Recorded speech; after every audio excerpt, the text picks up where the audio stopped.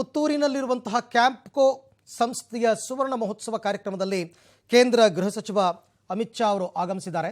ಆ ಕಾರ್ಯಕ್ರಮದಲ್ಲಿ ಭಾಗಿಯಾಗೋದಕ್ಕೆ ಅಂತ ಈಗಾಗಲೇ ಪುತ್ತೂರಿಗೆ ಬಂದಂತಹ ಅಮಿತ್ ಶಾ ಅವರು ಹನುಮಗಿರಿ, ಅಮರಗಿರಿ ಎರಡು ದೇವಸ್ಥಾನಗಳಿಗೆ ಭೇಟಿ ಕೊಟ್ಟು ಅದರಲ್ಲಿ ಭಾರತ್ ಮಾತಾ ಮಂದಿರವನ್ನು ಉದ್ಘಾಟನೆ ಮಾಡಿ ಅಲ್ಲಿಂದ ಹೆಲಿಕಾಪ್ಟರ್ ಮುಖಾಂತರ ಪುತ್ತೂರಿಗೆ ಬಂದು ವೇದಿಕೆಯ ಕಾರ್ಯಕ್ರಮದಲ್ಲಿ ಜ್ಯೋತಿಯನ್ನು ಬೆಳಗುವ ಮುಖಾಂತರ ಕಾರ್ಯಕ್ರಮಕ್ಕೆ ಚಾಲನೆ ಕೊಟ್ಟಿದ್ದಾರೆ. ಈಗ ಎಲ್ಲರನ್ನೂ ಸ್ವಾಗತಿಸಿದ ನಂತರ ಕಾರ್ಯಕ್ರಮದಲ್ಲಿ ಬೃಹತ್ತಾದಂತಹ ಏನು ತುಂಬ ನಡೆಯುವಂಥದ್ದಲ್ಲ, ಅಮಿತ್ ಶಾ ಅವರ ಭಾಷಣ. ಆ ಭಾಷಣಕ್ಕೋಸ್ಕರನೇ ಈಗ ಜನ ಕಾಯ್ಕೊಂಡು ಕೂತಿರ್ತಕ್ಕಂಥದ್ದು. ಕಾರ್ಯಕ್ರಮ ನಿಗದಿತ ಸಮಯಕ್ಕಿಂತಲೂ ಕೂಡ ತಡವಾಗಿದೆ, ಹೆಚ್ಚು ಕಡಿಮೆ 1 ಅವರ್ ಲೇಟ್ ಆಗಿದೆ ಕಾರ್ಯಕ್ರಮ. ಸೊ ಈ ಕಾರ್ಯಕ್ರಮದಲ್ಲಿ ಅಮಿತ್ ಶಾ ಅವರ ಭಾಷಣ ಆದ ನಂತರ ಮತ್ತೆ ಅವರು ಮಂಗಳೂರಿಗೆ ಹೋಗಬೇಕು. ಈ ಕಾರ್ಯಕ್ರಮದಲ್ಲಿ ಎಲ್ಲ ಫಲಾನುಭವಿಗಳು, ಹೆಚ್ಚು ಕಡಿಮೆ ಕೇಂದ್ರ ಸರ್ಕಾರದ ಫಲಾನುಭವಿಗಳು ಮತ್ತು BJP ಕಾರ್ಯಕರ್ತರು ಸಹಜವಾಗಿ ನೀವು ನೋಡ್ತಾ ಇದ್ದೀರಾ, ಎಲ್ಲರೂ ಕೂಡ ಹಂಗೆ ಅಂತಲೇ ಅಲ್ಲ, ಪಕ್ಷದ ವತಿಯಿಂದಲೂ ಕೂಡ ಪಕ್ಷದ ಕಾರ್ಯಕರ್ತರು ಅನೇಕ ಜನ ಸಾವಿರ ಸಂಖ್ಯೆಯಲ್ಲಿ ಆಗಮಿಸಿದ್ದಾರೆ. ನೀವು ಗಮನಿಸ್ಬೋದು, ಕೇಸರಿ ಶಾಲನ್ನು ಹಾಕ್ಕೊಂಡಿರ್ತಕ್ಕಂಥವ್ರು ಅಥವಾ ಪಕ್ಷದ ಟೋಪಿಯನ್ನು ಹಾಕಿರೋವಂಥವ್ರು, ಪಕ್ಷದ ಬಾವುಟವನ್ನು ಹಿಡಿದಂಥವ್ರು, ಇವರೆಲ್ಲ ಕಾರ್ಯಕರ್ತರೇ. ಕರಾವಳಿ ಭಾಗದಲ್ಲಿ BJPಗೆ ಸಾಕಷ್ಟು ದೊಡ್ಡ ಭದ್ರ ನೆಲೆ ಇದೆ. ಜನ BJPಯನ್ನು ಬೆಂಬಲಿಸಿಕೊಂಡು ಬಂದಿದ್ದಾರೆ. 2018ರ ಚುನಾವಣೆಯಲ್ಲೂ ಬೆಂಬಲಿಸಿದರು. ಹಾಗಾಗಿ ಅವರ ಪಕ್ಷ ಗಟ್ಟಿಯಾಗಿ ನೆಲೆ ಊರಿರ್ತಕ್ಕಂಥ ಜಾಗದಲ್ಲೇ ಅಮಿತ್ ಶಾ ಅವರು ಈಗ ಬಂದಿದ್ದಾರೆ. ಬಟ್ ಈ ಸಾರ್ತಿ ಚುನಾವಣೆಯಲ್ಲೂ ಹಾಗೆ ಆಗುತ್ತಾ ಅದು ಗೊತ್ತಿಲ್ಲ. ಜನ ಅಷ್ಟೇ ಸಪೋರ್ಟ್ ಮಾಡ್ತಾರಾ ಗೊತ್ತಿಲ್ಲ. ಮತ್ತಷ್ಟು ಕ್ಷೇತ್ರಗಳು 19 ಕ್ಷೇತ್ರ ಬರುತ್ತೆ. ಒಟ್ಟು 19ರ ಪೈಕಿ 17 ಕ್ಷೇತ್ರ ಗೆಲ್ಲಬೇಕು ಅಂತ ಅಮಿತ್ ಶಾ ಅವರ ಗುರಿ ಅವ್ರು ಇಟ್ಕೊಂಡಿರ್ತಕ್ಕಂಥದ್ದು. ದಕ್ಷಿಣ ಕನ್ನಡದಲ್ಲಿ 8 ಗೆಲ್ಲಬೇಕು ಅಂತ ಲೆಕ್ಕಾಚಾರ ಇದೆ. ಕಳೆದ ಸರ್ತಿ ಉಳ್ಳಾಲ ಒಂದು ಬಿಟ್ಟು 7 ಕ್ಷೇತ್ರವನ್ನು BJP ಗೆದ್ದುಕೊಂಡಿತ್ತು. ಆದರೆ ಈ ಸರ್ತಿ ಏನಾಗುತ್ತೆ ಅನ್ನುವಂಥದ್ದು ಪ್ರಶ್ನೆ. ಬೇರೆ ಪಕ್ಷದವರು ಏನು ಸುಮ್ಮನೆ ಕೂತಿರಲ್ವಲ್ಲ, ಅವರು ಪ್ರಚಾರ ಮಾಡ್ತಾ ಇದ್ದಾರೆ, ಅವರು ಪಕ್ಷವನ್ನು ಸಂಘಟನೆ ಮಾಡ್ತಾ ಇದ್ದಾರೆ. ಹಾಗಾಗಿ ಈ ಸರ್ತಿ BJP ಈ ಭಾಗದಲ್ಲಿ ಜನರ ಸಪೋರ್ಟ್ ಹೇಗಿರುತ್ತೆ ಅನ್ನುವಂಥದ್ದು ಅಮಿತ್ ಶಾ ಅವರೇನೋ ಸರ್ವೆ ಮಾಡಿಸಿದ್ದಾರೆ. ಆಶಾದಾಯಕವಾಗಿಲ್ಲ, ನಾವು ಅಂದ್ಕೊಂಡಂಗಿಲ್ಲ ಕರಾವಳಿ ಭಾಗ ಅಂತ ಅವರಿಗೆ ಗೊತ್ತಾಗಿದೆ. ಹಾಗಾಗಿ ಇವತ್ತಿನ ಕಾರ್ಯಕ್ರಮ ಮತ್ತು ಆ ಕಾರ್ಯಕ್ರಮದಲ್ಲಿ ಸಭೆ ಮಂಗಳೂರಿನಲ್ಲಿ, ಚುನಾವಣಾ ಪೂರ್ವ ತಯಾರಿ ಸಭೆಗಳು, ಏನು ಮಾಡಬೇಕು, ಯಾರ್ಯಾರ ಜವಾಬ್ದಾರಿ ಏನು, ಅದೆಲ್ಲವನ್ನು ಸಭೆಯಲ್ಲಿ ಮಾಡ್ತಾರೆ. ಇವತ್ತಿನ ಈ ಕಾರ್ಯಕ್ರಮ ಕ್ಯಾಂಪ್ಕೋ ಕಾರ್ಯಕ್ರಮ, ಇದು ಸಹಕಾರಿ ಇಲಾಖೆಯ ಅಡಿಯಲ್ಲಿ ಬರ್ತಾ ಇರತಕ್ಕಂಥದ್ದು. ಅವರೇ ಸಹಕಾರ ಮಂತ್ರಿಗಳು ಕೂಡ ಅಮಿತ್ ಶಾ ಅವರೇ ಆಗಿರೋದ್ರಿಂದ ಕಾರ್ಯಕ್ರಮದಲ್ಲಿ ಭಾಗಿಯಾಗಿದ್ದಾರೆ. ಅವರ ಭಾಷಣದ ನಂತರ ಕಾರ್ಯಕ್ರಮ ಮುಕ್ತಾಯ ಆಗುತ್ತೆ. ಸೊ ಈ ಕಾರ್ಯಕ್ರಮ ಮುಗಿದ ನಂತರ ಮತ್ತೆ ಮಂಗಳೂರಿಗೆ ಹೋಗಬೇಕು ಅವರು. ಇವೆಲ್ಲ ವಿವೇಕಾನಂದ ಶಾಲಾ ಆವರಣದಲ್ಲಿ ಈ ಸಮಾವೇಶ ನಡೀತಾ ಇರೋದು. ಎಲ್ಲ ವ್ಯವಸ್ಥೆಯನ್ನು ಮಾಡಿದ್ದಾರೆ. ಬಂದಂತಹ ಕಾರ್ಯಕರ್ತರಿಗೆ ಊಟ ತಿಂಡಿ ಎಲ್ಲ ರೀತಿಯಲ್ಲೂ ಮಾಡಿದ್ದಾರೆ. ಕಾರ್ಯಕ್ರಮ ತಡವಾಗಿದ್ದರೂ ಕೂಡ ಜನ ತುಂಬ ತಾಳ್ಮೆಯಿಂದ ಕಾದು ಕುಳಿತಿದ್ದಾರೆ. ಅಮಿತ್ ಶಾ ಅವರು ಏನು ಹೇಳ್ಬೋದು, ಏನು ಮಾತನಾಡ್ಬೋದು, ಇನ್ನೇನಾದರೂ ಒಂದಷ್ಟು ಯೋಜನೆಗಳನ್ನು ಕೊಡಬಹುದಾ, ಅನುಕೂಲ ಮಾಡಿಕೊಡಬಹುದಾ. ಜನ ಎಕ್ಸ್ಪೆಕ್ಟ್ ಮಾಡೋದು ಅದೇ ತಾನೇ, ನಮ್ಗಳಿಗೆಲ್ಲ ಏನಾದರೂ ಅನುಕೂಲ ಮಾಡಿಕೊಡ್ಲಪ್ಪ ಅಂತ.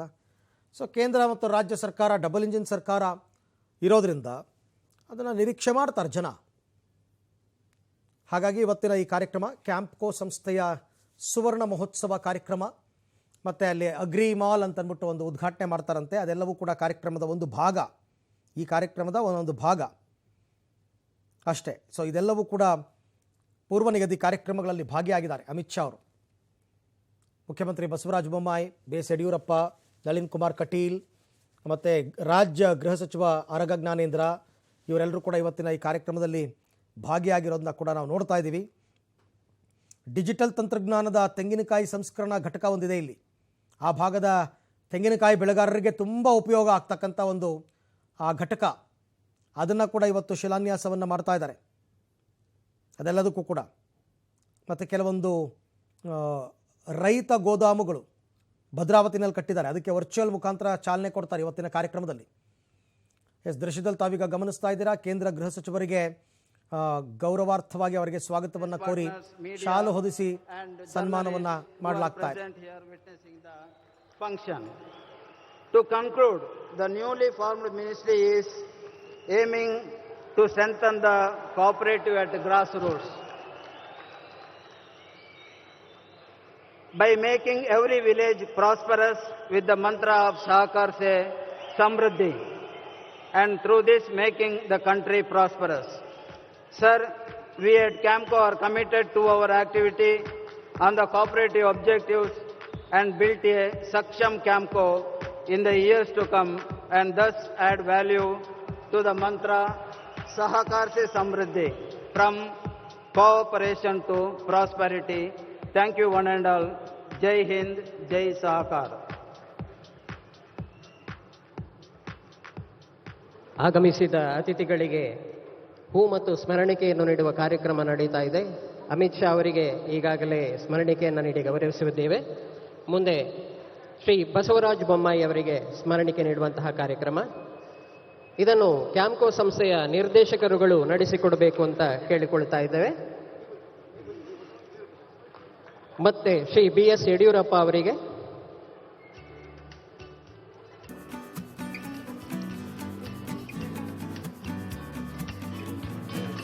ಶ್ರೀ ಪವಾಕರ್ ಭಟ್ ಅವರಿಗೆ,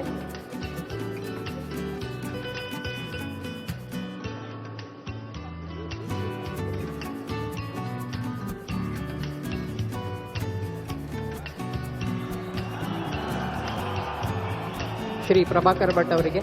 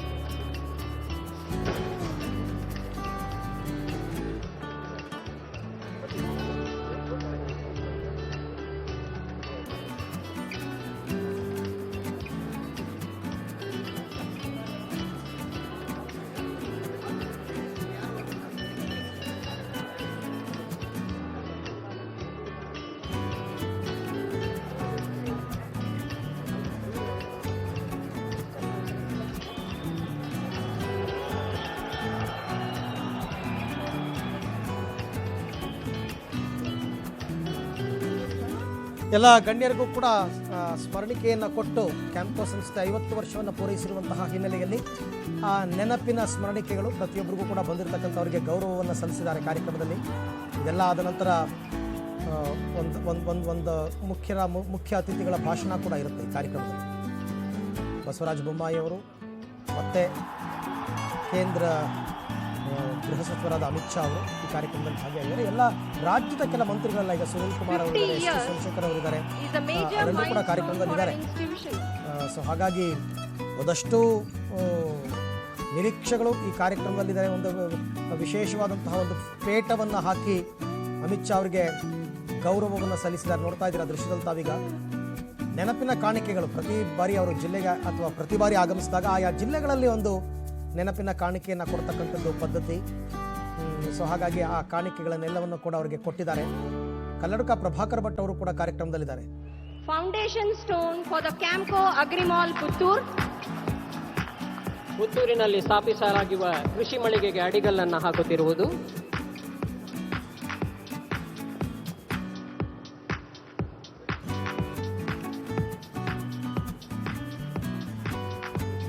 launching of coconut project coconut oil Kalpa ಎನ್ನುವ ಹೆಸರಿನ ತೆಂಗಿನ ಎಣ್ಣೆಯನ್ನು ಮಾರುಕಟ್ಟೆಗೆ ಬಿಡುಗಡೆಗೊಳಿಸುತ್ತಿರುವುದು.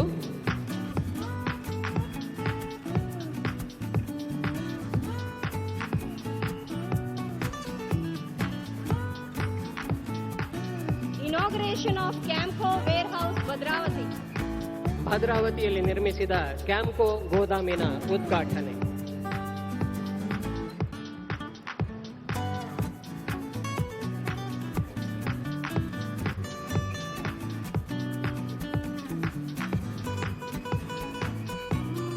ಕರ್ನಾಟಕ ರಾಜ್ಯದ ಪೂರ್ವ ಮುಖ್ಯಮಂತ್ರಿಗಳಾದ ಶ್ರೀ BS ಯಡಿಯೂರಪ್ಪ ಅವರು ಸಭೆಯನ್ನುದ್ದೇಶಿಸಿ ಮಾತಾಡಬೇಕಾಗಿ ಅವರಲ್ಲಿ ವಿನಂತಿಸುತ್ತೇನೆ.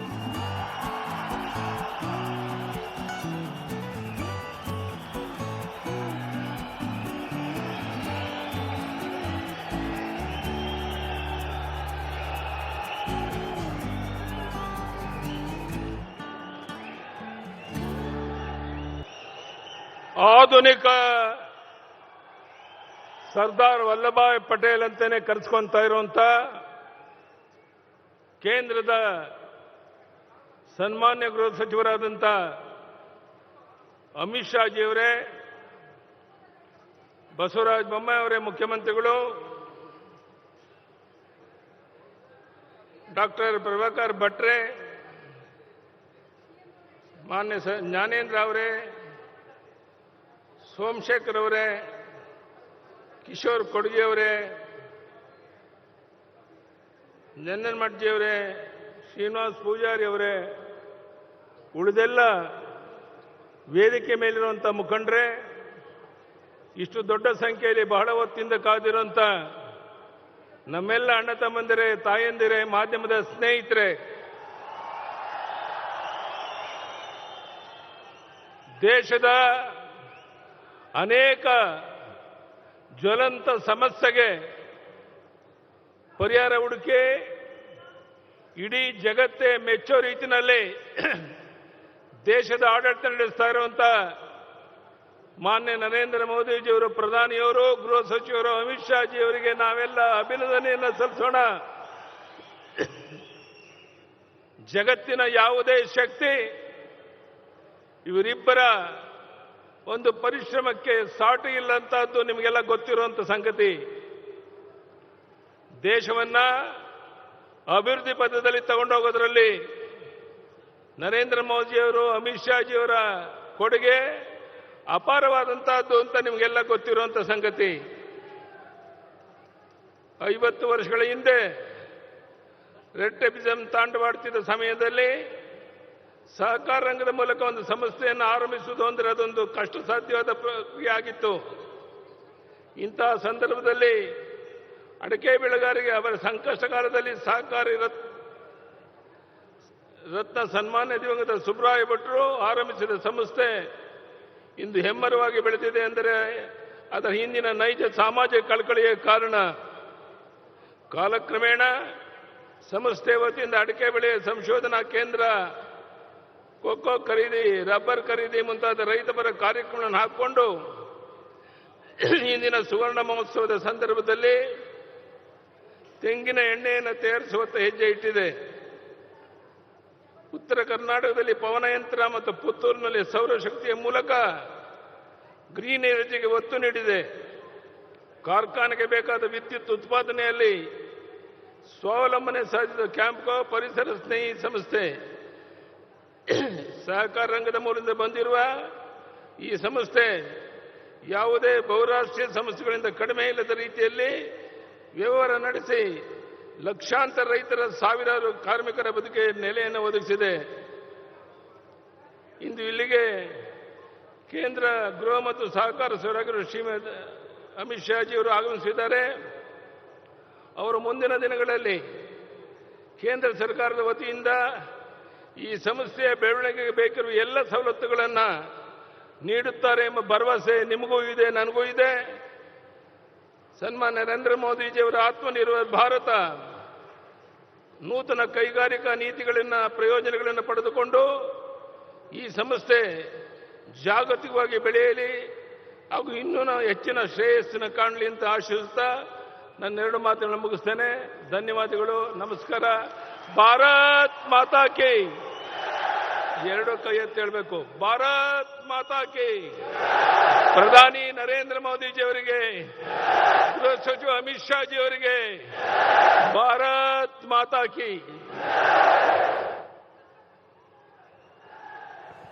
ಎಸ್ ಯಡಿಯೂರಪ್ಪನವರ ಭಾಷಣ ಕಾರ್ಯಕ್ರಮದಲ್ಲಿ ಆರಂಭದಿಂದಲೂ ಕೂಡ ಕ್ಯಾಂಪ್ಕೋ ಸಂಸ್ಥೆಯ ವೈಶಿಷ್ಟ್ಯತೆಗಳು ಮತ್ತು ಅದು ಜನೋಪಕಾರಿ ಮತ್ತು ಜನಸಹಕಾರಿ ಹೇಗೆ ಅಂತಕ್ಕಂಥದ್ರ ಬಗ್ಗೆ ಕೂಡ ಯಡಿಯೂರಪ್ಪನವರು ಮಾತನಾಡಿದರು. ಇದಾದ ನಂತರ ಮುಖ್ಯಮಂತ್ರಿ ಬಸವರಾಜ ಬೊಮ್ಮಾಯಿ ಅವರು ಮಾತನಾಡ್ತಾರೆ ಅಂತ ಅನ್ಸುತ್ತೆ. ಅಮಿತ್ ಶಾ ಅವರು ಕೂಡ ಮಾತಾಡಬೇಕಲ್ಲ, ತುಂಬ ಟೈಮ್ ಆಗಿದೆ, ಲೆಟ್ಸ್ ಸಿ. ಬಟ್ ಕಾರ್ಯಕ್ರಮದಲ್ಲಿ ಬಹುತೇಕ ಎಲ್ಲ ಶಾಸಕರು, ಸಚಿವರು, ರಾಜ್ಯ ಸಚಿವರು ಎಲ್ಲರೂ ಕೂಡ ಕಾರ್ಯಕ್ರಮದಲ್ಲಿ ಭಾಗಿಯಾಗಿದ್ದಾರೆ. ಇವತ್ತಿನ ಈ ಕಾರ್ಯಕ್ರಮ ವೀಕ್ಷಣೆಗೆ ಅಂತಲೇ ಸುಮಾರು 50-60 ಸಾವಿರ ಜನ ಈ ಕಾರ್ಯಕ್ರಮಕ್ಕೆ ಬಂದಿದ್ದಾರೆ. ಕ್ಯಾಂಪ್ಕೋ ವತಿಯಿಂದ ಈಗ ಎಲ್ಲ ಬಂದಂತಹ ಗಣ್ಯರಿಗೂ ಕೂಡ ಗೌರವವನ್ನು ಸಲ್ಲಿಸಲಾಯಿತು. ಜೊತೆಗೆ ಅವರೆಲ್ಲರಿಗೂ ಕೂಡ ಒಂದೊಂದು ಸ್ಮರಣಿಕೆಯನ್ನು ಕೂಡ ಕೊಡಲಾಯಿತು. ಒಂದು ನೆನಪು. ಕ್ಯಾಂಪ್ಕೋ ಸಂಸ್ಥೆ 50 ವರ್ಷ ಪೂರೈಸಿರೋ ಹಿನ್ನೆಲೆಯಲ್ಲಿ ಅದರ ಸುವರ್ಣ ಮಹೋತ್ಸವದ ಕಾರ್ಯಕ್ರಮಕ್ಕೆ ಕೇಂದ್ರದ ಗೃಹ ಸಚಿವರು ಆಗಮಿಸಿರ್ತಕ್ಕಂಥದ್ದು. ಆ ಕಾರ್ಯಕ್ರಮ ಮತ್ತು ಆ ಸಂಸ್ಥೆಗೂ ಕೂಡ ಒಂದು ರೀತಿಯಲ್ಲಿ ನೆನಪಿನಲ್ಲಿ ಉಳಿಬಹುದಾದಂತಹದ್ದು. ಹಾಗಾಗಿ ಬಹಳ ಅದ್ದೂರಿಯಿಂದ ಈ ಕಾರ್ಯಕ್ರಮವನ್ನು ಮಾಡ್ತಾ ಇದ್ದಾರೆ. ಪ್ರಧಾನಿ ಮೋದಿ ಜಗತ್ತು ಮೆಚ್ಚುವಂತಹ ಆಡಳಿತ ಕೊಟ್ಟಿದ್ದಾರೆ. ದೇಶದ ಅಭಿವೃದ್ಧಿಗೆ ಮೋದಿ ಮತ್ತು ಅಮಿತ್ ಶಾ ಅವರ ಕೊಡುಗೆ ಅಪಾರ ಅನ್ನುವಂತಹ ವಿಚಾರವನ್ನು ಕೂಡ ಯಡಿಯೂರಪ್ಪನವರು ಭಾಷಣದಲ್ಲಿ ಹೇಳಿದರು. ರಾಜ್ಯ ಸರ್ಕಾರದಲ್ಲಿ ಅಂದರೆ ಯಡಿಯೂರಪ್ಪನವರು ಮುಖ್ಯಮಂತ್ರಿ ಆಗಿದ್ದಂತಹ ಸಂದರ್ಭದಲ್ಲಿ, ಈಗ ಬಸವರಾಜ ಬೊಮ್ಮಾಯಿ ಅವರ ಸಂದರ್ಭದಲ್ಲಿ ಹೇಗೆ ಕ್ಯಾಂಪ್ಕೋ ಸಂಸ್ಥೆಗೆ ಸಹಕಾರ ಇಲಾಖೆಯ ವತಿಯಿಂದ ಅನುಕೂಲತೆಗಳನ್ನು ಮಾಡಿಕೊಡ್ಲಾಯಿತು, ಅದನ್ನು ಕೂಡ ನೆನಪಿಸ್ಕೊಂಡ್ರು. ಈ ಕಾರ್ಯಕ್ರಮದಲ್ಲಿ ಯಡಿಯೂರಪ್ಪನವರ ಭಾಷಣದಲ್ಲಿ ಹಲವಾರು ವಿಚಾರಗಳನ್ನು ಪ್ರಸ್ತಾಪ ಮಾಡಿದರು. ಈಗ ಮುಖ್ಯಮಂತ್ರಿಗಳ ಭಾಷಣ. ಎಲ್ಲರಿಗೂ ನಮಸ್ಕಾರ. ಕ್ಯಾಂಪ್ಕೋ ಸುವರ್ಣ ಮಹೋತ್ಸವ ಉದ್ಘಾಟನೆ ಸಮಾರಂಭಕ್ಕೆ ಆಗಮಿಸಿರುವಂಥ ಭಾರತದ ಆಧುನಿಕ ಉಕ್ಕಿನ ಮನುಷ್ಯ ಸರ್ದಾರ್ ವಲ್ಲಭಭಾಯಿ ಪಟೇಲ್ ನಂತರ ಅತ್ಯಂತ ದಿಟ್ಟ ಧೀಮಂತ ಗೃಹ ಸಚಿವರು ಮತ್ತು ಸಹಕಾರಿ ಸಚಿವರಾದಂಥ ಶ್ರೀ ಅಮಿತ್ ಶಾಜಿಯವರೇ, ಹಾಗೂ ನಮ್ಮೆಲ್ಲರ ಹಿರಿಯರು, ಮಾರ್ಗದರ್ಶಕರು, ಕರ್ನಾಟಕದ ಕಣ್ಮಣಿ ಸನ್ಮಾನ್ಯ ಶ್ರೀ BS ಯಡಿಯೂರಪ್ಪ ಸಾಹೇಬ್ರೆ, ಮತ್ತು ಹಿರಿಯರು ಮಾರ್ಗದರ್ಶಕರಂಥ ಕಲ್ಲಡ್ಕ ಪ್ರಭಾಕರ್ ಭಟ್ ಅವರೇ, ನಮ್ಮ ಅಧ್ಯಕ್ಷರು ಸಂಸದರು ಆದಂಥ ನಳಿನ್ ಕುಮಾರ್ ಕಟೀಲ್ ಅವರೇ, ನನ್ನ ಸಚಿವ ಸಂಪುಟದ ಸಹೋದ್ಯೋಗಿಗಳಾದಂಥ ಶ್ರೀ ST ಸೋಮಶೇಖರ್ ಅವರೇ, ಅರಗ್ ಜ್ಞಾನೇಂದ್ರ ಅವರೇ, ಸುನೀಲ್ ಕುಮಾರ್ ಅವರೇ, ಅಂಗಾರ ಅವರೇ, ಮತ್ತು ನನ್ನ ಶಾಸಕ ಮತ್ತು ಸಚಿವ ಸಂಪುಟದ ಸಹೋದರಾದಂಥ ಶ್ರೀ ಕೋಟೆ ಶ್ರೀನಿವಾಸ್ ಪೂಜಾರಿ ಅವರೇ, ಶಾಸಕ ಮಿತ್ರರಾದಂಥ ಸಂಜೀವ್ ಮಠಂದವರವರೇ, ರಾಜೇಶ್ ನಾಯಕ್ ಅವರೇ, ಹರೀಶ್ ಪೂಂಜಾ ಅವರೇ, ಹಾಗೂ ಕ್ಯಾಂಪ್ಕೋದ ಅಧ್ಯಕ್ಷರಾದಂಥ ಶ್ರೀ ಕಿಶೋರ್ ಕುಮಾರ್ ಕುಡ್ಗೆ ಅವರೇ, ವೇದಿಕೆ ಮೇಲಿರುವಂಥ ಎಲ್ಲ ಕ್ಯಾಂಪ್ಕೋದ ನಿರ್ದೇಶಕ ಮಂಡಳಿ ಸದಸ್ಯರೇ, ಇಲ್ಲಿ ನೆರೆದಿರುವಂಥ ಅಣ್ಣ ತಮ್ಮಂದಿರೇ, ಅಕ್ಕ ತಂಗಿರೇ, ಮಾಧ್ಯಮದ ಸ್ನೇಹಿತರೆ, ನೀವೆಲ್ಲ ಅಮಿತ್ ಶಾ ಅವರ ಮಾತುಗಳನ್ನು ಕೇಳೋದಕ್ಕೆ ಕಾತುರಾಗಿದ್ದೀರಿ. ಹೀಗಾಗಿ ನಾನು ಹೆಚ್ಚಿಗೆ ಮಾತನಾಡೋದಿಲ್ಲ. ಎರಡೇ ಮಾತಲ್ಲಿ ನನ್ನ ಮಾತನ್ನು ಮುಗಿಸ್ತಾ ಇದ್ದೇನೆ.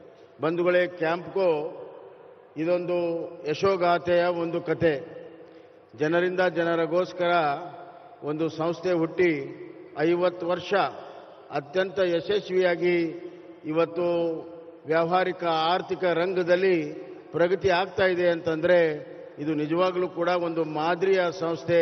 ನಾನು ಕ್ಯಾಂಪ್ಕೋದ ಸಂಸ್ಥಾಪಕರಾದಂಥ ಸುಬ್ರಾಯ್ ಭಟ್ ಅವರಿಂದ ಹಿಡಿದು ಇರುವಂಥ ಅಧ್ಯಕ್ಷರು, ನಿರ್ದೇಶಕ ಮಂಡಳಿ ಸದಸ್ಯರಿಗೆ ಹೃದಯಪೂರ್ವಕವಾದಂಥ ಅಭಿನಂದನೆಗಳನ್ನು ನಾನು ಸಲ್ಲಿಸ್ತಾ ಇದ್ದೇನೆ. ಇವತ್ತು ಒಂದು ಕಡೆ ಕ್ಯಾಪಿಟಲಿಸಮ್, ಇನ್ನೊಂದು ಕಡೆ ಕಮ್ಯುನಿಸಮ್, ಇದಕ್ಕೆ ಎರಡಕ್ಕೂ ಉತ್ತರ ಕೊಡಬೇಕಾದ್ರೆ ಕೋಆಪರೇಟಿಸಮ್ ಬರಬೇಕು. ಆ ಕೋಆಪರೇಟಿಸಮ್ ಯಾವ ರೀತಿ ಇರಬೇಕು ಅನ್ನೋದನ್ನ ಕ್ಯಾಂಪ್ ಅವರು ಮಾಡಿ ತೋರಿಸಿದ್ದಾರೆ ಅಂತ ನಾನು ಹೇಳಕ್ಕೆ ಇಚ್ಛೆಪಡ್ತೇನೆ. ಇವೆರಡಕ್ಕೂ ಉತ್ತರ ಕೊಟ್ಟಿದ್ದಾರೆ, ಕ್ಯಾಪಿಟಲಿಸಮ್ ಆ್ಯಂಡ್ ಕಮ್ಯುನಿಸಮ್ಗೆ.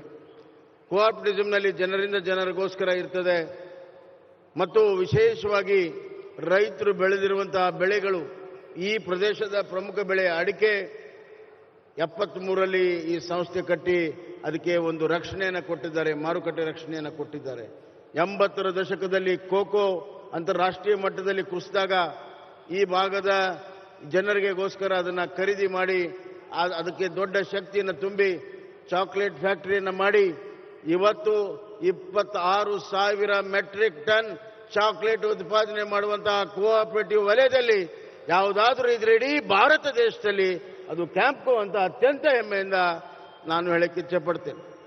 ಅಷ್ಟೇ ಅಲ್ಲ, ಅವರು ಕಾಳು ಮೆಣಸಿನ ಸಂಸ್ಕರಣೆ, ತೆಂಗಿನ ನಮ್ಮ ಕೋಕೋನಟ್ ಆಯಿಲ್ ಮತ್ತು ರಬ್ಬರ್ ಎಲ್ಲ ಈ ಭಾಗದಲ್ಲಿ ಏನೇನು ಆಗ್ತವೆ ಅದಕ್ಕೆ ಆರ್ಥಿಕ ಮೌಲ್ಯ ವೃದ್ಧಿ ಮಾಡುವಂಥ ಕೆಲಸವನ್ನು ಕ್ಯಾಂಪ್ಕೋ ಮಾಡಿದ್ದಾರೆ. ಮತ್ತು ಬೆಳೆಗಳನ್ನು ಯಾವ ರೀತಿ ಬೆಳಿಬೇಕು, ಬೆಳೆಗಳ ಸಂಕಷ್ಟ ಬಂದಾಗ ಏನು ಔಷಧಿ ಸಿಂಪಡಿಸಬೇಕು, ಎಲ್ಲದಕ್ಕೂ ಕೂಡ ಇವತ್ತು ಕ್ಯಾಂಪ್ಕೋ ಒಂದು ತಾಯಿಯಾಗಿ ರೈತರಿಗೆ ಮಾರ್ಗದರ್ಶನ ಮಾಡ್ತಾ ಇದೆ ಅಂತ ನಾನು ಅತ್ಯಂತ ಸಂತೋಷದಿಂದ ಮತ್ತೊಮ್ಮೆ ಹೇಳುತ್ತಾ, ಸುಮಾರು 3,000 ಕೋಟಿ ಟರ್ನ್ ಓವರ್ ಇವತ್ತು ಆಗ್ತಾ ಇದೆ. ಅಡಿಕೆ ಬೆಳೆ ಬಹಳಷ್ಟು ವಿಸ್ತರಣೆ ಆಗ್ತಾ ಇದೆ.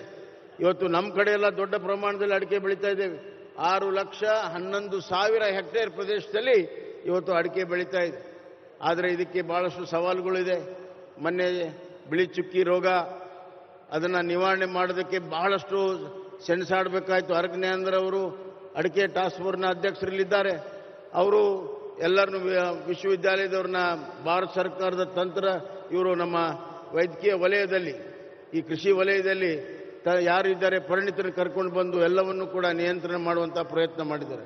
ನಮ್ಮ ಸರ್ಕಾರ ಈಗಾಗಲೇ 10 ಕೋಟಿ ಕೊಟ್ಟಿದೆ. ಅಡಿಕೆ ಸಂಶೋಧನಾ ಕೇಂದ್ರವನ್ನು ಗಟ್ಟಿಗೊಳಿಸೋದಕ್ಕೆ ಅಲ್ಲಿ ಪರಿಣಿತರನ್ನ ಇಟ್ಕೊಳ್ಳೋದಕ್ಕೆ ಈ ವರ್ಷ ವಿಶೇಷವಾಗಿ ಬಜೆಟ್ನಲ್ಲಿ ಅದಕ್ಕೆ ವಿಶೇಷವಾಗಿರುವಂಥ ಅನುದಾನವನ್ನು ನಾನು ಕೊಡ್ತೇನೆ ಅನ್ನುವಂಥ ಮಾತನ್ನು ಈ ಸಂದರ್ಭದಲ್ಲಿ ನಾನು ಹೇಳಕ್ಕೆ ಇಚ್ಛೆಪಡ್ತೇನೆ. ಬಂಧುಗಳೇ, ಇದಲ್ಲದೆ ಈ ಭಾಗದ ಅಡಿಕೆ ಬೆಳೆಯೋರು ಇನ್ನೊಂದು ಸಮಸ್ಯೆ ಇದೆ. ಈ ಕಾಣೆ ಬಾಣೆ ಇರುವಂತಹ ಜಮೀನಿನಲ್ಲಿ ತಾವೆಲ್ಲ ಅಡಿಕೆ ಬೆಳೀತಾ ಇದ್ದೀರಿ, ಅದು ನಿಮ್ಮ ಜಮೀನು ಆಗಿಲ್ಲ. ಬಹಳ ವರ್ಷದ ಒಂದು ಸಮಸ್ಯೆ ಇದೆ. ಅದಕ್ಕೂ ಕೂಡ ಪರಿಹಾರ ಕೊಡುವ ರೀತಿಯಲ್ಲಿ ಈಗಾಗಲೇ ಕಂದಾಯ ಇಲಾಖೆಗೆ ಸೂಚನೆಯನ್ನು ಕೊಟ್ಟಿದ್ದೇನೆ. ಕೆಲವೇ ದಿನಗಳಲ್ಲಿ ಯಾವ ರೀತಿ ಡೀಮ್ಡ್ ಫಾರೆಸ್ಟ್ಗೆ ಪರಿಹಾರವನ್ನು ಕೊಟ್ಟಿದ್ದೇವೆ, ಅದೇ ರೀತಿ ಇವತ್ತು ಕಾಣೆ ಬಾಣೆ ಸೊಪ್ಪಿನ ಬೆಟ್ಟ ಎಲ್ಲ ಈ ಥರದ ಏನು ಬಹಳ ವರ್ಷಗಳ ಸಮಸ್ಯೆ ಇದೆ ರೈತರದು, ಅದಕ್ಕೆ ಒಂದು ಪರಿಹಾರವನ್ನು ನಾವೇ ಕೊಡಬೇಕು, ಅದಕ್ಕೆ ನಾವೇ ಕೊಡ್ತೇವೆ ಅನ್ನುವಂಥ ಮಾತನ್ನು ಈ ಸಂದರ್ಭದಲ್ಲಿ ಬೇರೆ ಯಾರು ಕೊಡೋಕ್ಕೆ ಸಾಧ್ಯ ಇಲ್ಲ. ಅದನ್ನು ನಾವೇ ಕೊಡಬೇಕು. ಯಾಕಂದರೆ ಆ ಬದ್ಧತೆ ಇರುವಂಥವ್ರು ನಾವು, ಆ ರೈತರೆಲ್ಲ ನಮ್ಮವರು. ಹೀಗಾಗಿ ಅದಕ್ಕೆ ಪರಿಹಾರವನ್ನು ನಾವು ಖಂಡಿತವಾಗಿಯೂ ಕೊಡ್ತೇವೆ ಅನ್ನುವಂಥ ಮಾತನ್ನು ಹೇಳಿ, ಇವತ್ತು ಸನ್ಮಾನ್ಯ ಅಮಿತ್ ಶಾ ಜಿಯವರು ಬಂದಿದ್ದಾರೆ. ಅವರು ದೇಶದ ಮೊದಲನೆಯ ಸಹಕಾರ ಕೇಂದ್ರ ಸಚಿವರು. ಅವರು ಇಂದಿಗೂ ಕೂಡ ಅವರ ಗ್ರಾಮದ ವಿಲೇಜ್ ಲೆವೆಲ್ ಸೊಸೈಟಿ ಏನಿದೆ, ಕುಮ್ಕಿ ಕಾನೆಬಾಣೆ ಜಾಲ ಆಗಲಿ ಹೇಳಿದ್ದೇನೆ, ಅವರ ಊರಿನ ಗ್ರಾಮದ ಸೊಸೈಟಿಯ ಅಧ್ಯಕ್ಷರವರು ಅದನ್ನ ಬಿಟ್ಟುಕೊಟ್ಟಿಲ್ಲ. ಅಂದರೆ ಕೋಆಪರೇಟಿವ್ ರಂಗಕ್ಕೆ ಎಷ್ಟು ಬದ್ಧತೆಯಿಂದ ಅವರು ಕೆಲಸವನ್ನು ಮಾಡ್ತಾ ಇದ್ದಾರೆ.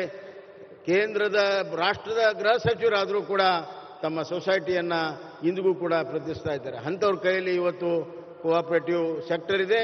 ಬರುವಂಥ ದಿನಗಳಲ್ಲಿ ನರೇಂದ್ರ ಮೋದಿಜಿಯವರ ನಾಯಕತ್ವದಲ್ಲಿ ಅಮೃತ ಕಾಲದಲ್ಲಿ $5 ಟ್ರಿಲಿಯನ್ ನಮ್ಮ ದೇಶ ಏನು ಆಗಬೇಕದೆ, ಅದರಲ್ಲಿ ಕೋಆಪರೇಟಿವ್ ಸೆಕ್ಟರ್ ಬಹಳ ಪ್ರಮುಖ ಪಾತ್ರ ಆಡ್ತದೆ. ಅದರ ನೇತೃತ್ವವನ್ನು ಅಮಿತ್ ಶಾ ಜಿಯವರು ವಹಿಸಿ ಅದಕ್ಕೆ ದೊಡ್ಡ ಪ್ರಮಾಣದ ಶಕ್ತಿಯನ್ನು ತುಂಬುತ್ತಾರೆ ಅನ್ನುವಂಥ ಮಾತನ್ನು ಹೇಳಕ್ಕೆ ಇಚ್ಛೆಪಡ್ತೇನೆ.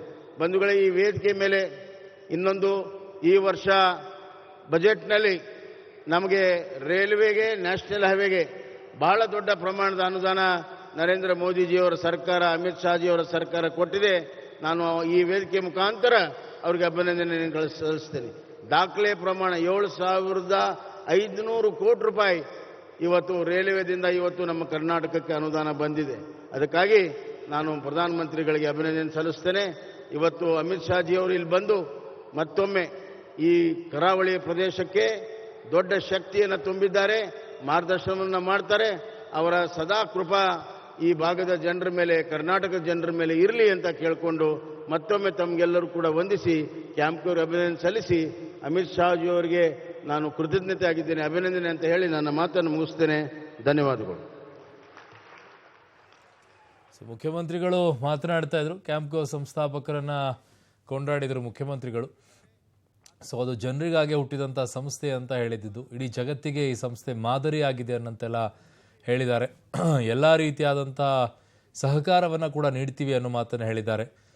ಕ್ಯಾಂಪ್ಕೋ ಸಂಸ್ಥೆಯ ಬಗ್ಗೆ ಮುಖ್ಯಮಂತ್ರಿಗಳು ಆಡಿದಂತಹ ಮಾತದು. ಇಡೀ 50 ವರ್ಷ ಅವರು ಮಾಡಿದಂಥ ಸಾಧನೆಯನ್ನು ಕೊಂಡಾಡಿದರು. ರೈತರಿಗೆ ಒಂದು ರೀತಿಯಾಗಿ ತಾಯಿಯಂತೆ ಮಾರ್ಗದರ್ಶನವನ್ನು ಈ ಕ್ಯಾಂಪ್ಕೋ ಸಂಸ್ಥೆ ನೀಡ್ತಾ ಇದೆ. ಇವೆಲ್ಲದಕ್ಕೂ ಕೂಡ ಈ ಕ್ಯಾಂಪ್ಕೋ ಸಂಸ್ಥೆ ಒಳ್ಳೆಯ ರೀತಿಯಾಗಿ ನಡೆಸ್ತಾ ಇದೆ ಅನ್ನುವಂಥ ಮಾತನ್ನು ಮುಖ್ಯಮಂತ್ರಿಗಳು ಹೇಳಿದ್ದಾರೆ. ಜೊತೆಗೆ ಅಡಿಕೆ ಸಂಶೋಧನಾ ಸಂಸ್ಥೆ ಗಟ್ಟಿಗೊಳಿಸೋದಕ್ಕೆ ಬದ್ಧ ಅನ್ನುವಂಥ ಮಾತನ್ನು ಹೇಳಿದ್ದಾರೆ. ಇನ್ನು ಅಮಿತ್ ಶಾ ಅವರು ಭಾಷಣ ಆರಂಭವಾಗ್ತಾ ಇದೆ, ನೋಡೋಣ. Country will see many more unseen aspects where he will be fulfilling the vision of Bharat as a Vishwaguru.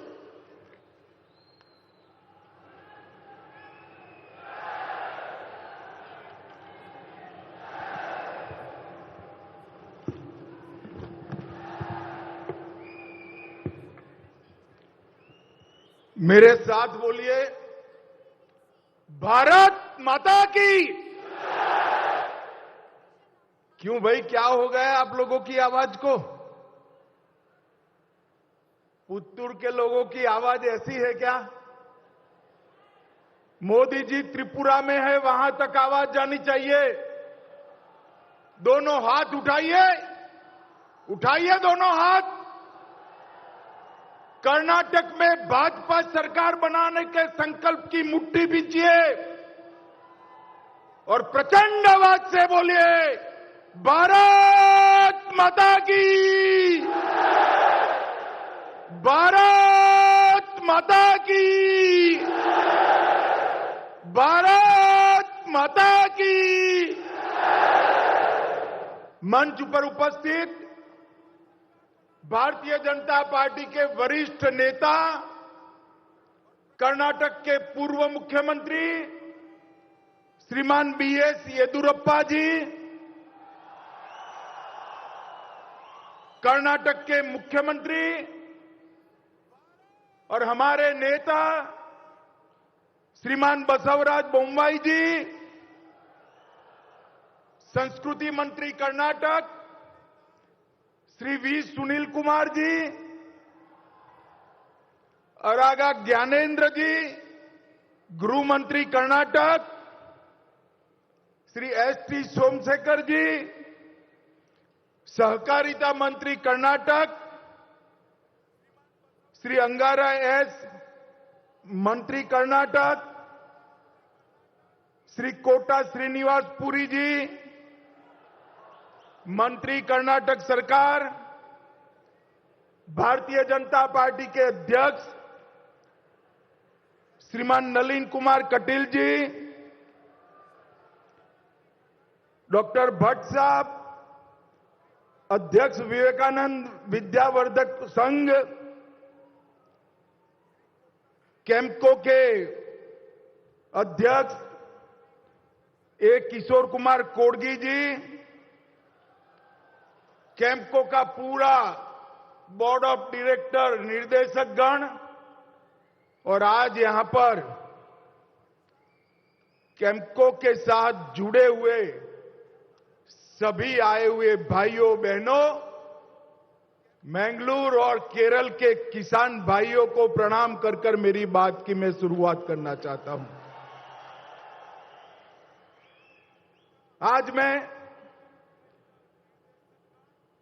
Mangalore के पुत्तूर में आया हूं।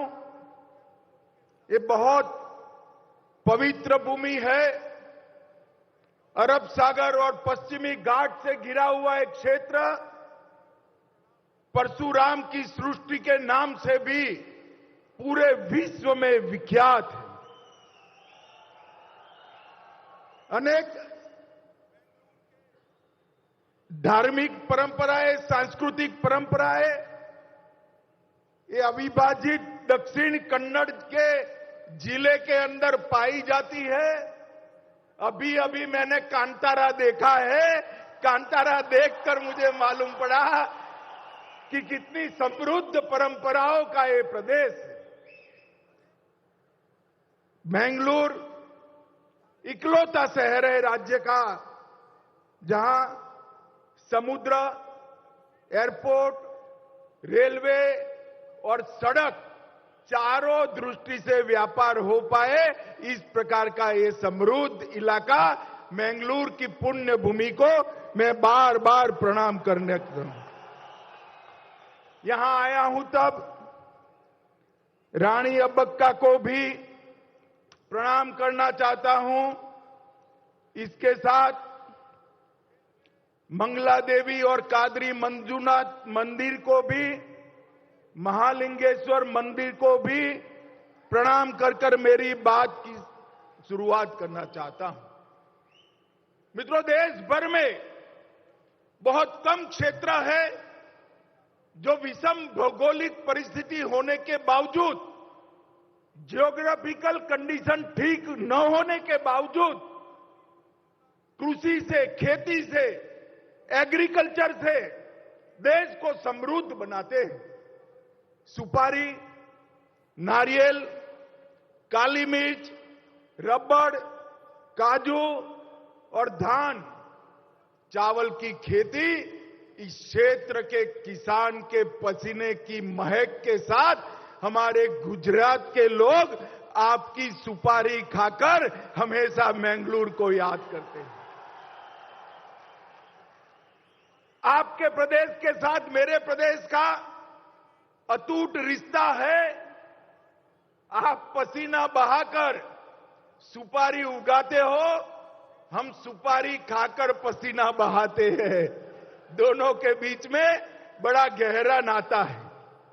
मित्रों, आज मैं कैम्पको के सुवर्ण जयंती समारोह में आया हूं।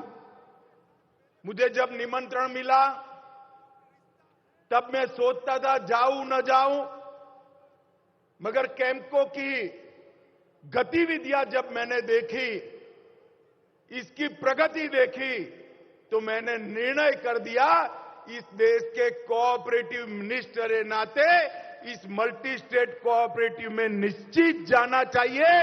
उनके प्रयासों का समर्थन, उनका साधुवाद करना चाहिए। मित्रों, आज भारतीय जनता पार्टी के विचारधारा के जनक पंडित दीनदयाल जी का पुण्यतिथि भी है। पंडित दीनदयाल जी ही है जिनके रास्ते पर भारतीय जनता पार्टी की सरकारें चलती। हमने गरीब कल्याण का एक यज्ञ चालू किया है।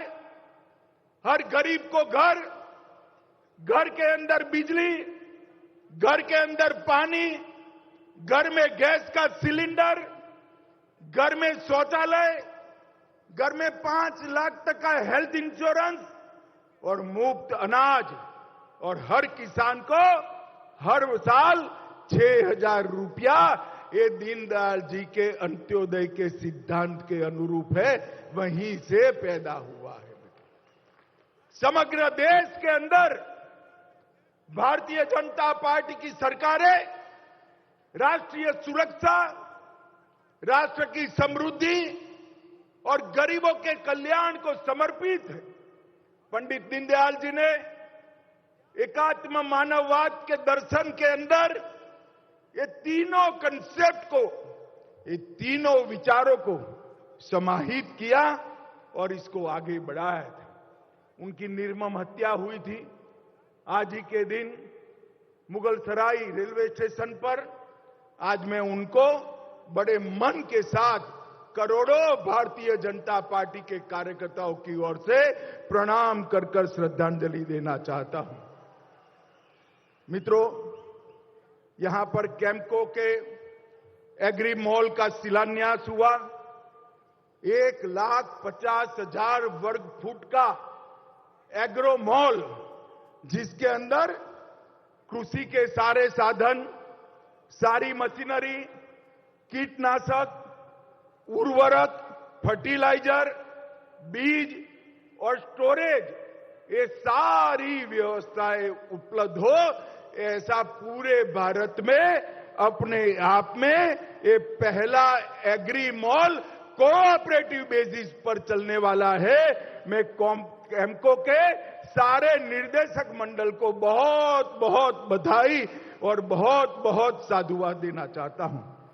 आज कैम्पको ने कल्प नारियल तेल का भी प्रोडक्ट अपनी प्रोडक्ट की लंबी सूची में जोड़ा है।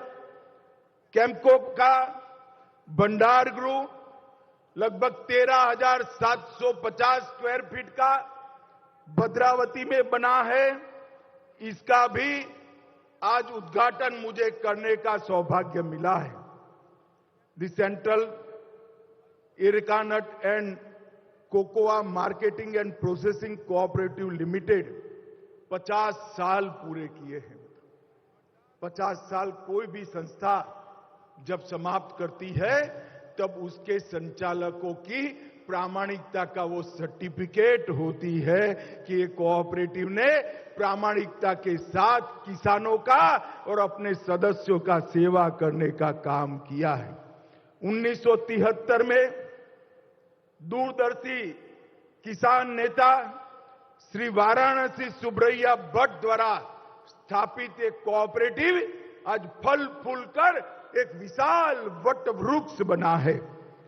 इसकी स्थापना हुई तब सिर्फ 3000 मेंबर थे और आज 1,38,000 मेंबर्स के साथ एक विशाल कोऑपरेटिव बनकर हमारे सामने है, जिसका 3,000 करोड़ का टर्नओवर है। मित्रों, मोदी जी ने कोऑपरेटिव मिनिस्ट्री की स्थापना की और कोऑपरेटिव के माध्यम से किसानों की सेवा करने का, गांवों की सेवा करने का एक नया रास्ता ढूंढा है। मगर कैम्पको एक ऐसी कोऑपरेटिव है जिसने विंड मिल यूनिट और 500 मेगावाट के सोलर पैनल भी बनाए हैं।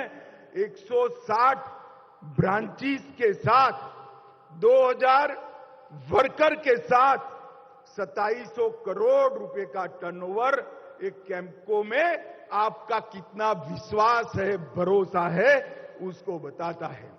मित्रों, मोदी जी ने अभी इस बजट में कोऑपरेटिव के लिए हर पंचायत में मल्टी डायमेंशनल पैक्स बनाने का निर्णय किया है। 2 लाख नए पैक्स 3 साल के अंदर भारत में बनाए जाएंगे और हर पंचायत में एक पैक्स की स्थापना करने का काम होगा। इसके साथ साथ ढेर सारी सुविधाएं कोऑपरेटिव को देने की बात करी है। मैं आज इसमें जाना नहीं चाहता हूं।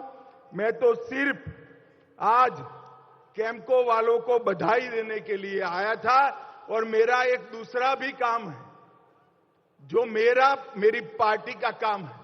आप कहो तो बताऊं, आपको बताऊं क्या? जोर से बोलो, बताऊं? अरे कहो, बताऊं क्या? भाई मुझे बताओ, टीपू के मानने वाले जेडीएस और कांग्रेस को वोट देना चाहिए या रानी अबक्का को मानने वाली बीजेपी को वोट देना चाहिए? जोर से बोलो, कांग्रेस या बीजेपी? और जोर से बोलो, कांग्रेस या बीजेपी? मोदी जी के नेतृत्व में राष्ट्रभक्तों की टोली जैसी भारतीय जनता पार्टी और गांधी परिवार के लिए कर्नाटक को अपना एटीएम बनाने वाली भ्रष्ट कांग्रेस पार्टी, दोनों के बीच में किसकी सरकार बननी चाहिए? जोर से बोलिए, किसकी बननी चाहिए? मित्रों, ये जनता दल एस और कांग्रेस एक कर्नाटक का भला नहीं कर सकते। कर्नाटक का भला जब जब हुआ भारतीय जनता पार्टी की सरकार थी। आज पूरे देश के किसान हमारे येदुरप्पा जी को याद करते हैं। जब येदुरप्पा जी थे तब कर्नाटक के किसानों का भला हुआ था। पूरे देश के लोग येदुरप्पा जी को याद करते हैं। उनके नेतृत्व में ही बेंगलुरु बढ़ा। आज मोदी जी ने इस क्षेत्र के अंदर ढेर सारी चीजें करी हैं और सबसे बड़ी बात मैं बताता हूं, दक्षिण कर्नाटक वालों, एक कांग्रेस वालों ने पीएफआई के 1700 लोगों को छोड़ने का काम किया था और भारतीय जनता पार्टी के नेता नरेंद्र मोदी जी ने पीएफआई पर बैन लगाकर हमेशा के लिए बंद कर दिया। ये तुष्टीकरण करके देश विरोधी तत्व को ताकत देने वाली कांग्रेस पार्टी कभी कर्नाटक को सलामत नहीं कर सकती। आपके नजदीक केरल है। मैं ज्यादा कहना नहीं चाहता। अगर कर्नाटक को सुरक्षित रखना है तो केवल और केवल भारतीय जनता पार्टी रख सकती है।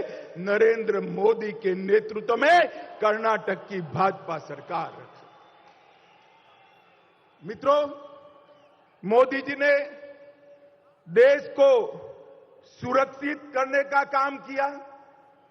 देश में से आतंकवाद, नक्सलवाद को समाप्त करने का काम किया।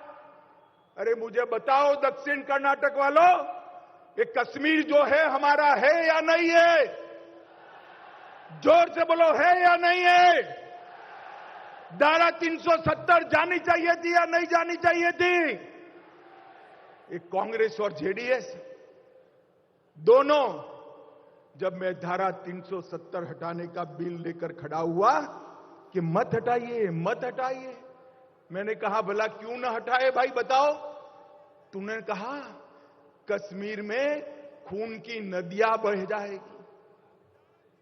अरे कांग्रेस वालों, राहुल भाई सुन लो, ये नरेंद्र मोदी सरकार है, खून की नदियां छोड़ो, किसी का कंकर चलाने का भी हिम्मत नहीं हुआ, कंकर चलाने का हिम्मत नहीं।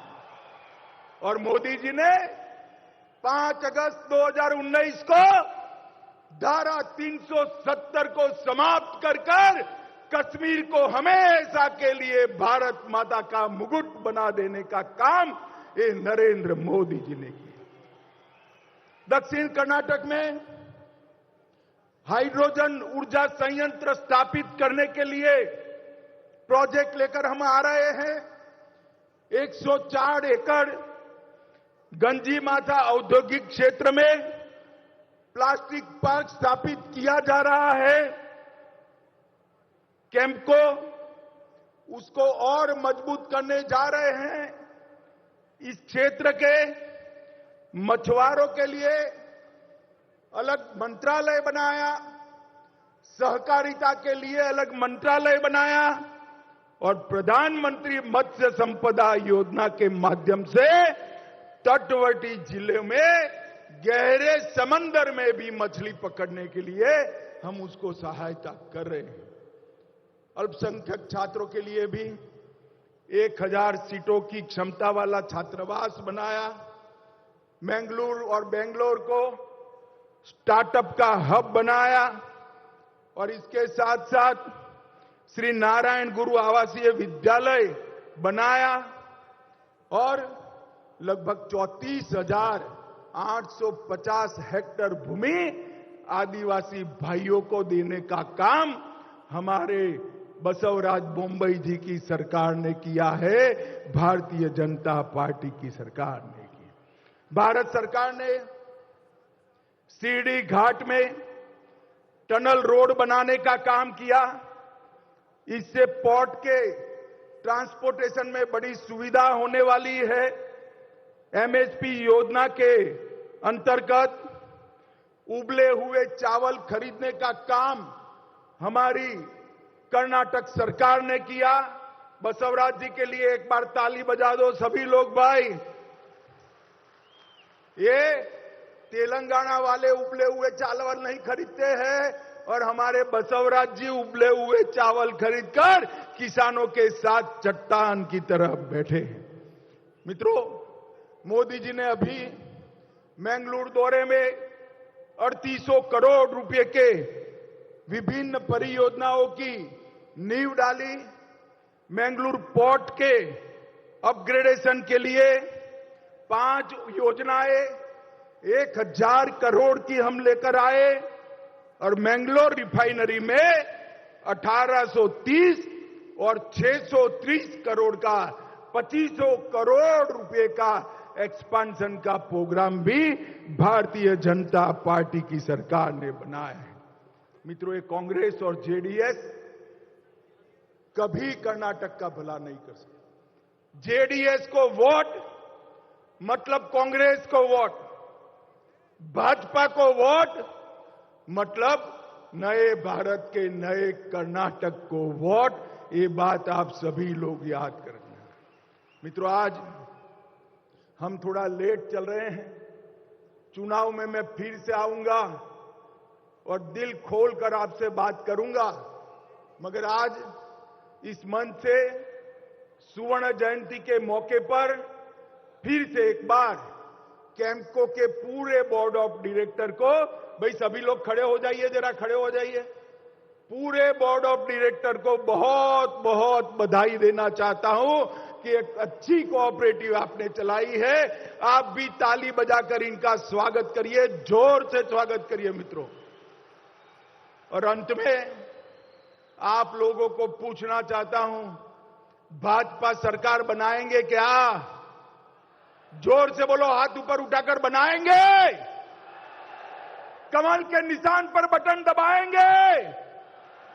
बसवराज मुंबई के हाथ मजबूत करेंगे, मोदी जी के हाथ मजबूत करेंगे, पूर्ण बहुमत की भाजपा सरकार बनाएंगे।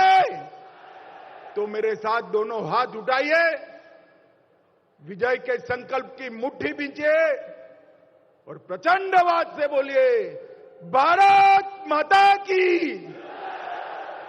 भारत माता की, वंदे वंदे वंदे।